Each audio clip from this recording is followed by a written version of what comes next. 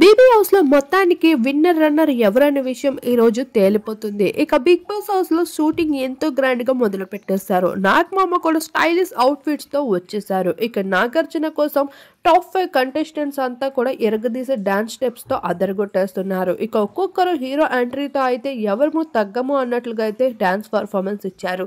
ఇక నాగమామ సైతం తన స్టైలిష్ లుక్స్ తో అయితే హీరో ఎంట్రీతో అదరగొట్టడం జరిగింది. ఇక టాప్ 5 లో ఉన్న కంటెస్టెంట్స్ లో టాప్ 2 టాప్ 3 వరకు మాత్రమే ప్రైజ్ మనీని అయితే ఆఫర్ చేస్తూ కనిపించేశారు. ఇక 5th పొజిషన్ లో అయితే అవినాష్ మొదటిగానే ఎలిమినేట్ అవుతూ వచ్చేయడం జరిగింది.